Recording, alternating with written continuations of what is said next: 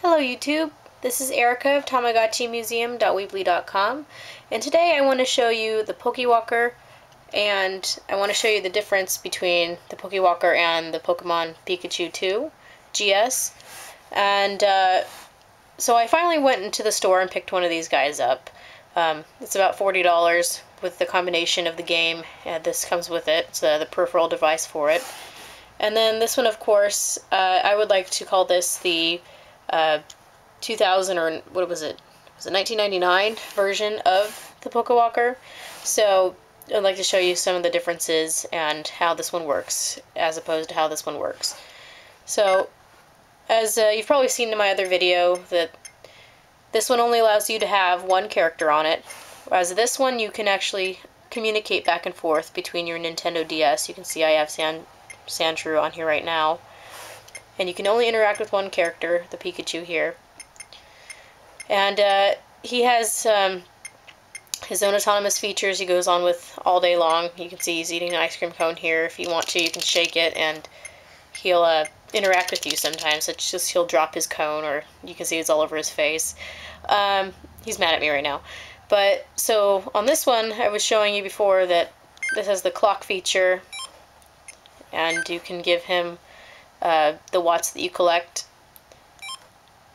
as well as there's a gambling game, and you can also design your own alarms. For this one here, it also has this infrared port, so this one can communicate back and forth with your, I think it was Gameboy Color, I don't have one anymore, but the only thing you're allowed to do is take the points that you get, the watts that you can see that are collected, via your box here.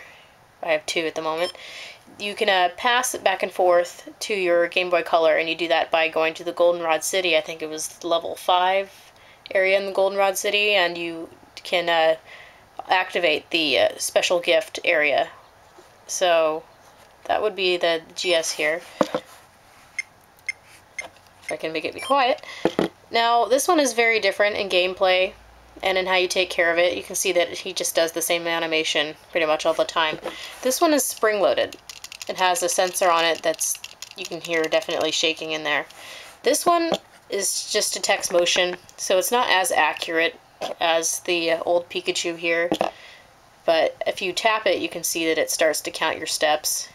And they say that it's not accurate if you continuously stop moving or move again, so that's it's a bit unfortunate. So you can see that here's the settings here.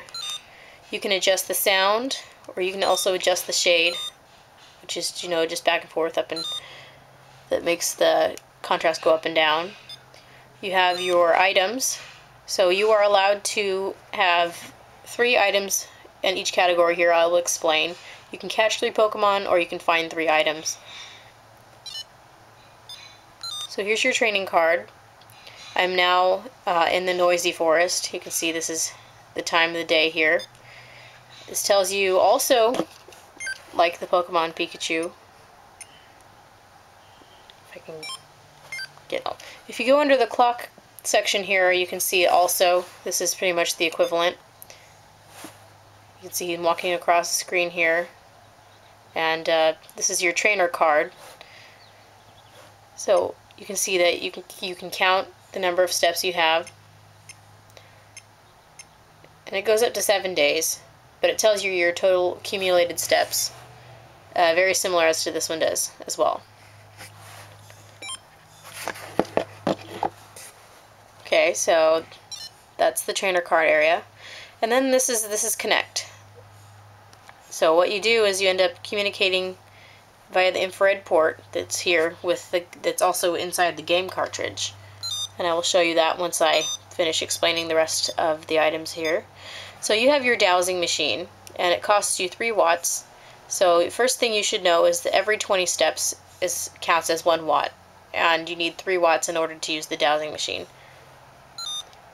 So you can see it says Discover an Item, and it allows you to twice to try to find an item. So it says nothing found, and it says it's far away, so it's going to be either 2 to the left or 2 to the right of this area here. So if I were to go here, let's see if we find anything.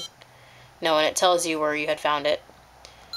So you're only allowed to get 3 items, as I had shown before, and it gives you the option of releasing an item if you do find too many. Okay, well, anyway.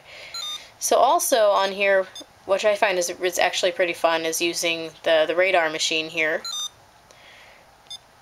You can see that there's the exclamation point there. And you need to react really quickly to move the buttons back and forth to try to catch the Pokemon, or it will disappear or run away from you. So you have 3 options. You can attack, and he will attack back at you. You can evade, which makes it so he can't attack you, or you can catch him. So he evaded. So when he evades, the next attack is going to be for sure that it's going to take away one of his points. So at this point, I can see there's 2 left. I have a good chance of catching him. And it takes like 3 shakes to decide whether you caught it or not.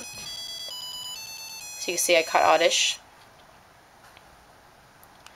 And so there's one thing about the Poke Radar here is that as soon as you connect with your game card, it's predetermined which Pokemon that you're going to be able to get. There's Class A, B, and C, and you can tell what the class is by the exclamation points. So this is a Class C Pokemon. It already knows that. So it's going to give you a chance of a A, B, or C. And right now here's a C grade Pokemon. And if you want to have a chance of catching a different type of Pokemon, then you're going to have to reconnect with your game card. And it should give you a new list of Pokemon you have a chance of catching. Still within the A, B, or C range.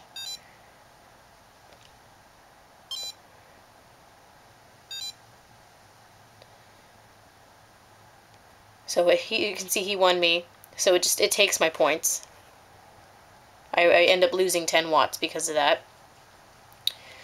And so, see if I can show you how the game card connects. I need to refocus the camera. Hold on.